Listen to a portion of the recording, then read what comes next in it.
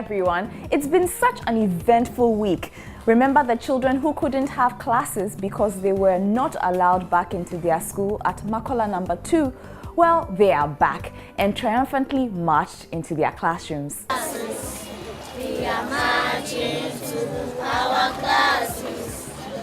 There were some clashes in Teshie, a suburb of Accra, over a chieftaincy dispute. We'll tell you all about it. On the lighter side though,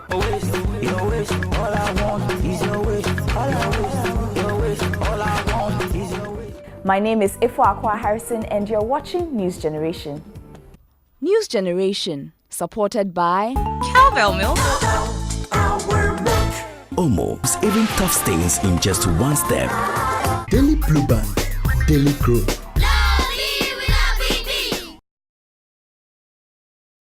One dead and 7 arrested in a chieftaincy dispute that hit Teshie. Pupils and students of the King David Preparatory School became the center of attention for hours when a group of men were alleged to have threatened to burn down the school. I saw a man from Nema and people from Miami came to our school to burn our school. We were in the class when some men came into our school and said they were coming to destroy our school with fire, so we were all scared. So we were sitting in our class and I heard many people shouting outside, so I was scared. When I heard that, I ran home. I'm scared because this is the second time. I don't know what will come when it's third. When it's the third time, I don't know what will come.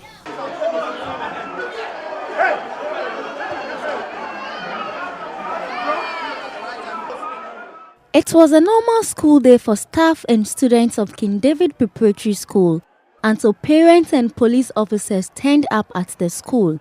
A group of men were alleged to have threatened to burn down the school, whose proprietor is said to be linked to one of the factions laying claims to the Teshie stool. Worried parents were at the school to snatch their wards to safety, and police officers arrived to provide security. In the process, some parents could not find their children. It wasn't easy at all. I was even about to die. Some people were holding me because all my children, they are here. A day after, families had been reunited, but there are reminders of the confusion. The school is closed for midterm break, but parents are unsure about allowing their wards to go back when school resumes on June 23. I don't want to go back to the school. I'm afraid I will come again. I want to change my school. Because I'm panicking, I'm afraid. I feel sad. We have also planned with counselors Monday when the children are here. They will counsel them for all what happened. From shooting incidents in schools in the US, bombing of schools in the Middle East, and a near attack on students in Teshie, what's next? Tell us what you think of these occurrences and chieftaincy disputes and how you think we can keep young people safe wherever they are.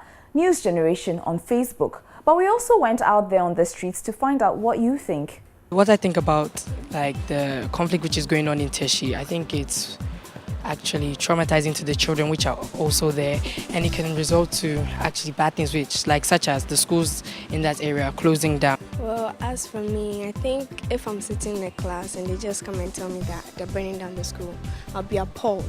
I'll be shocked, who would want to kill little children like me that want to learn and just go to university, make something out of their lives. I think it's wrong and the government should come in and the law should be enforced. I think it's not right because it's not their fault that this is happening, and the situation we have right now is very serious because going to burn down a school can affect the studies of the children. All I know is that it's wrong because why should a problem about the chieftaincy situation affect the children? Because they are the future leaders of the country. When I heard of it at first, I was thinking what sort of human being would go and just vandalize somebody's school for no reason. I mean, I thought children were the future, so they have to learn, and then in this case, if they had grown up, maybe they would have known a better way to solve the solution, maybe by negotiation or reconciliation.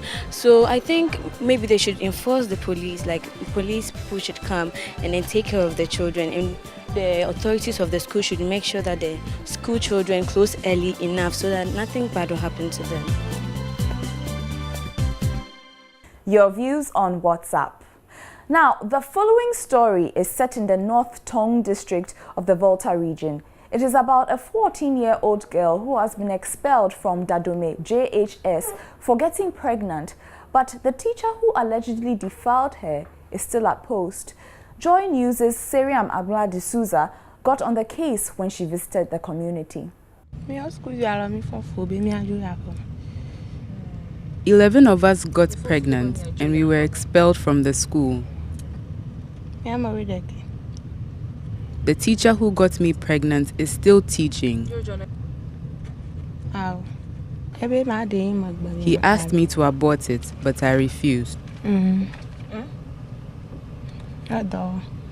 Sedinam alleges her science teacher at Dadoma JHS, Toma Nelson, has made her pregnant. She tells me the teacher suggested abortion, to which she refused, hence his denial of the pregnancy. This is Toma Nelson, the teacher who has allegedly impregnated this 14-year-old girl. So that means that there is such a problem. Oh, no. And even some of the issues we had was that some of you, the teachers, have impregnated some of the girls. I'm not the right man to answer that question. Are you waiting till your name is mentioned before you answer? Oh, no. But then, have you impregnated any girl? No. No.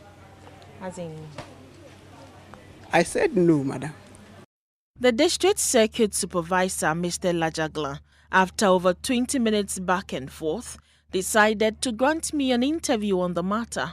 Actually, with the teenage pregnancy, I am aware the reports have reached me. I have given a verbal report to the girls' child unit. The allegation that the teachers are impregnating them, this is the first time that I'm hearing it. Now, would you be surprised if I walk in here with a student who got impregnated in this school? Well, I'll be surprised. The Volta Regional Minister, Nilae Afoteagbo, wants the teacher punished if found guilty. So somewhere along the line, you see some other people or human beings behaving like animals. That is why when they are brought to book or when their activities are unveiled, they must be dealt with. Until then, the alleged science teacher is still at post. We have tried to get some answers from the appropriate authorities and will definitely stay on the case. Some good news though. The children of Overcomers Child Academy are back in school. They had been at home for nearly 2 weeks because their school is located at the Makola No. 2 market, which recently caught fire. A Joy News report highlighted their plight as the children were not allowed to access the school, despite it not being damaged by the fire. Following the story, Deputy Greater Accra Minister Isaac Vanderpoy directed security officials to allow the children access. It's early morning and the children of Overcomers Child Academy gathered expectantly at the entrance of the Makola No. 2 market. They were eager to get back to classes. I think that the police too, they must have mercy upon us because what our friends are learning as they are here doing nothing. I feel very happy in my heart, and I know that yes, we are all going to learn. First, we don't talk to each other, we don't see each other every day, but now when they said to open the gate, all the students have come, so we are very happy. After waiting for almost an hour, their earnest request was granted. We are marching to our classes. We are marching to our class. June 4th, 2013 was the last day these people sat in their classroom. After staying home for nearly 14 days, pupils of Overcomers Child Academy are happy to be back to their classroom. 11-year-old Ruhaima Mansuru had been among a number of children who had demanded access to the school and had joined others in a demonstration to push their request.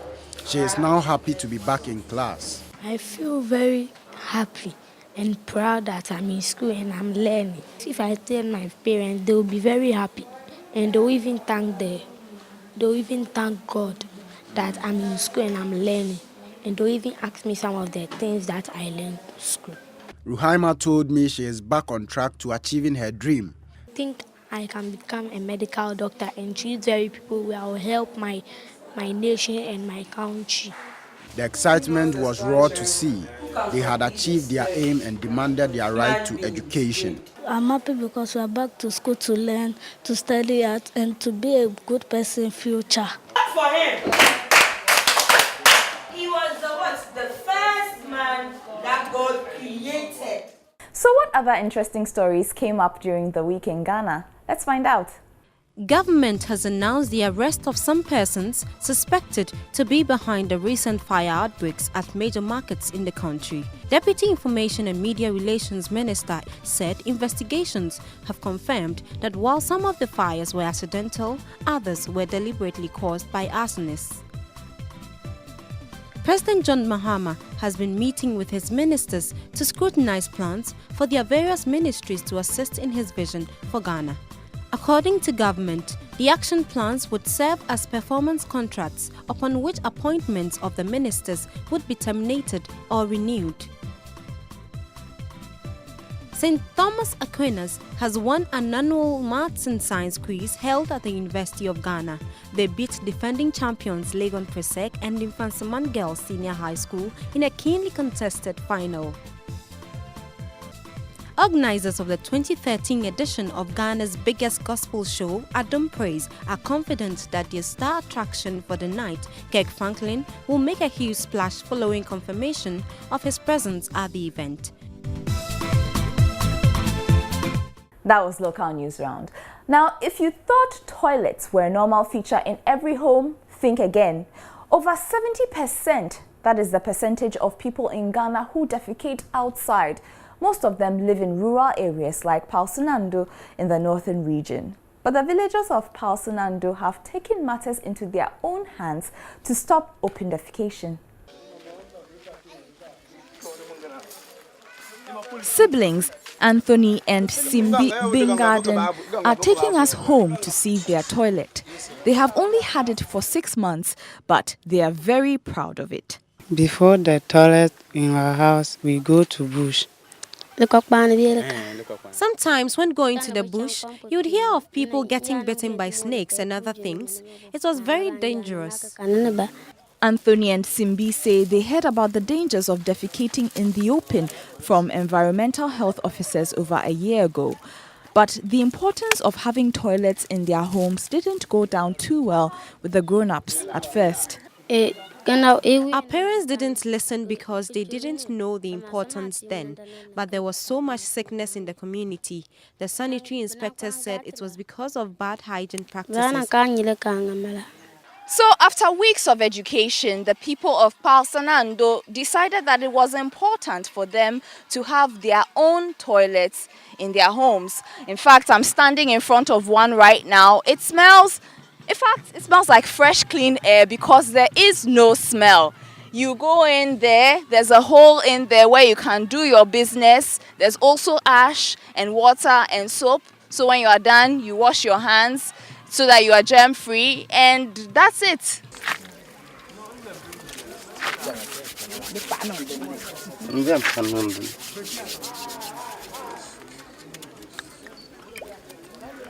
Baba Fati Sido is the Municipal Environmental Officer for Yendi. She has been coming to Pausunando regularly for a few years now. She is responsible for educating people in the Yendi district on the dangers of open defecation and other unhygienic practices. The catch, however, is getting the community to change their own situation.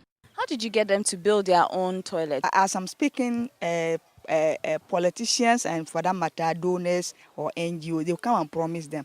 So when you come at the initial, they will tell you, this NGO said they were coming to give us latrine, so we are waiting for them. So the question that we keep on asking them is that, so if somebody say they will give you something, will you continue eating your shit till they give you? Then they'll say no. You see, many people will say no, I will not continue eating my shit. We'll do something about it. And the thing they will do is that they will construct latrine. So from there, you start, it means the community are getting triggered. Improper disposal of human waste is a major health hazard. Number one, it pollutes the environment and can pollute groundwaters, which can then contaminate fruits and vegetables, which helps the spread of diseases such as diarrhea and cholera. In fact, we are hoping that if the municipal assembly, the donors, NGOs will come into our aid, we are hoping to make Yendi open defecation free by 2015. We used to feel in to live illness and sickness. We have happy that is live the illness. I want to appeal to communities who don't have toilets to try and put up toilets like these in their homes.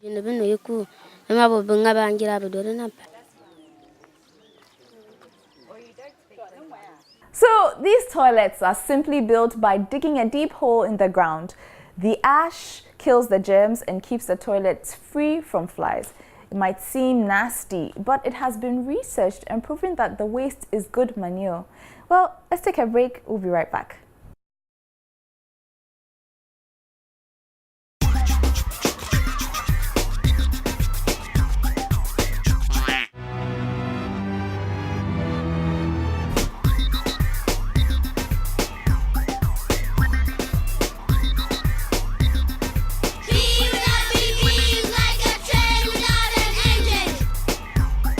Give kids the taste they love and the nutrition they need. Daily Blue Band, Daily Growth.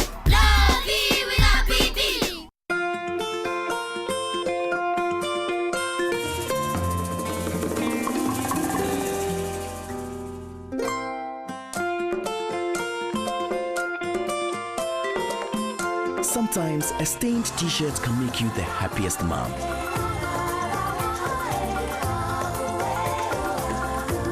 Now Omo Multi-Active removes even tough stains in just one step. Best ever stain removal from Omo. Welcome back to News Generation. Now, more than 45 million people have been torn away from their families, says a new report by the United Nations High Commissioner for Refugees, UNHCR. The United Nations Secretary General Ban Ki-moon wants the international community to intensify efforts to prevent and resolve conflicts and to achieve peace and security so families can be reunited and return home.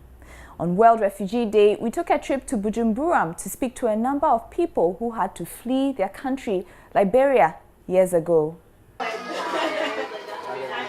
13-year-old Martha recalls the story her mother has told her many times. Her mother's words, "Leaving your country for good is one of the hardest decisions you can ever be forced to make," have always stuck in her mind. To be a refugee, I feel somehow bad because some things may happen unexpectedly and you may not know which way to go. Martha was born in Ghana, but her mother has filled her with all the details of the conflict that made her flee Liberia with her grandmother, when many of their relatives were killed by rebels. When my parents were living in Liberia, the rebel came and beat them almost to death. After the police people came and saved them, and then they traveled to Africa Coast. When they traveled to Africa Coast, it was there they make it to come to Ghana. Almighty used to help us to go throughout the day. He used to help us with food when they had food. And the camp was trying a little bit on us. It was so hard, but we make it out. Millions of families have lost their homes to violence and war, leading them fleeing across borders. Imagine arriving in a country where you don't know anyone and don't know where to start. If conflict threatens your family, what would you do? Now 30, Jane, also a Liberian refugee, ran away from her home country in 1996 to find peace in Ghana. Being displaced is hard to accept, and even without bullets flying past her daily, Jane says she still has not found peace. My coming to Ghana is coming here to seek refuge in Ghana. And now It's not easy. I went through it. But I stand to support my children to go to school. Even someday to get the water to take bath is not easy. And someday for me to pay their way to go to school is not easy. Later on, I had an accident. I got up one morning, walking in from my house, my foot just slipped. The gutter that you just crossed over, my foot slipped and went into the gutter. I was in the house again for another more year. While in the house, I would tell the children what to do, that they will be able to get on their feet now because I'm in bed. I don't even have family. My mother passed away, my father passed away, and my husband passed away. I'm a widow. But yet and still I'm in Ghana. I'm feeling myself and doing everything for myself. So I just tell God, thank you for my being in Ghana. But I know one day He will make that way for me and my children. Ghana is home to about 27,000 refugees. Out of the estimated 45 million people who are in refugee camps around the world, 46% are children below 18. Now, do you know the Al-Qaeda? No, not the terrorist group, but the dance. Ghanaian hip-hop artist Guru has a song with the same title. He says the Al-Qaeda is the latest dance that will surpass the Azonto. Me mama sa Al-Qaeda. Al-Qaeda, hey, me papa sa Al-Qaeda. See you, baby. Al-Qaeda, hey, me mama. This is the Al-Qaeda. Al-Qaeda, hey, me papa sa Al-Qaeda. Excited to find out more about the dance, I spoke to some young people about this seemingly new craze. What do you know about the Al-Qaeda? It's a dance. It's a dance. How did you learn it? From a video clip. I'm here because we are doing a story on the Al-Qaeda dance. We are so excited. Yes. Okay, let's see.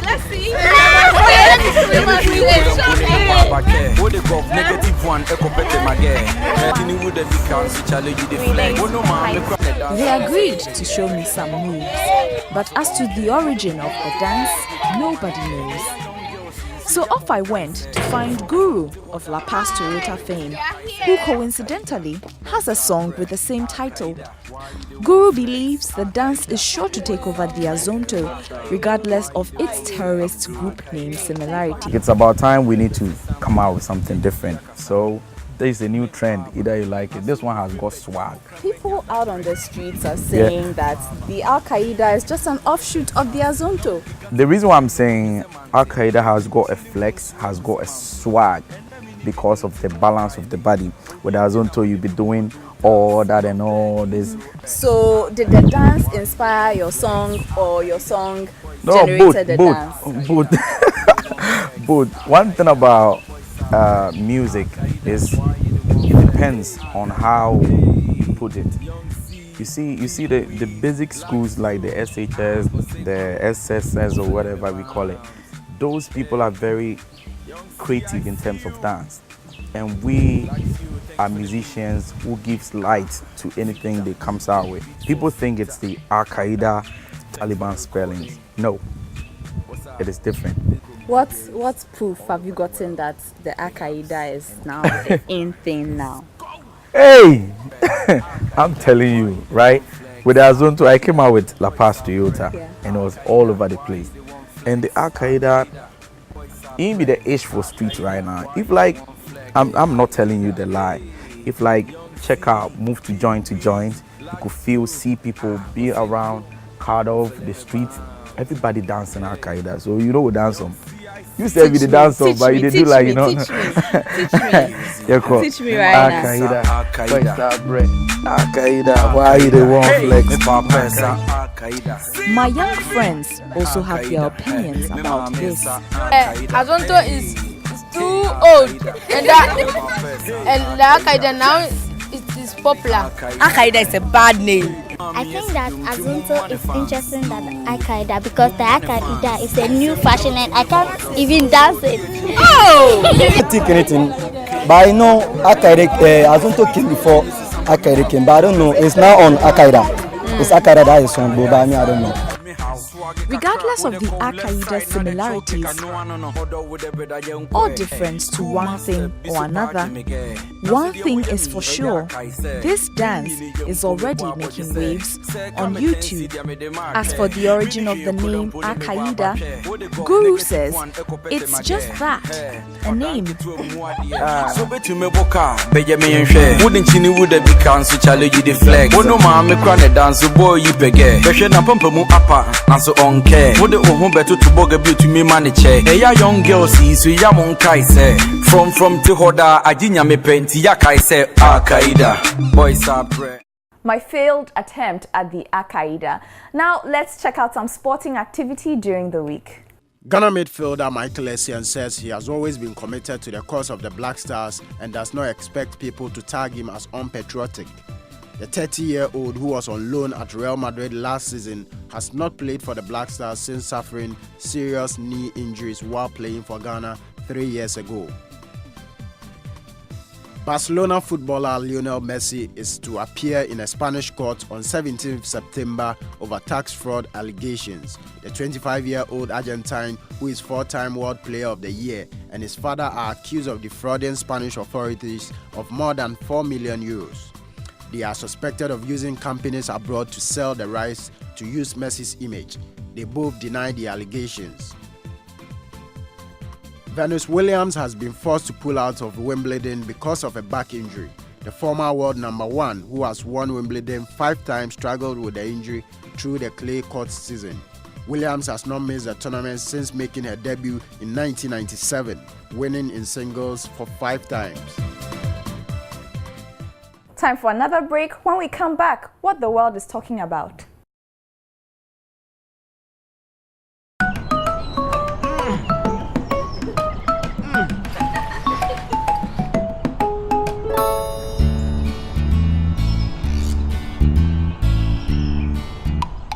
Cowbell milk is packed with essential vitamins and minerals for nourishment.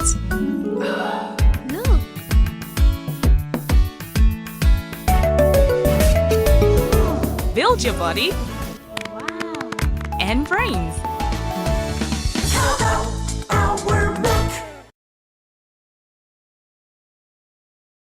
Welcome back to News Generation. What is the world talking about? Well, over 1 million people are angry in 100 cities across Brazil. They are vexed about corruption and poverty in the country. At least one person has died after a wave of protests hit the South American state. So the world is talking about Brazil.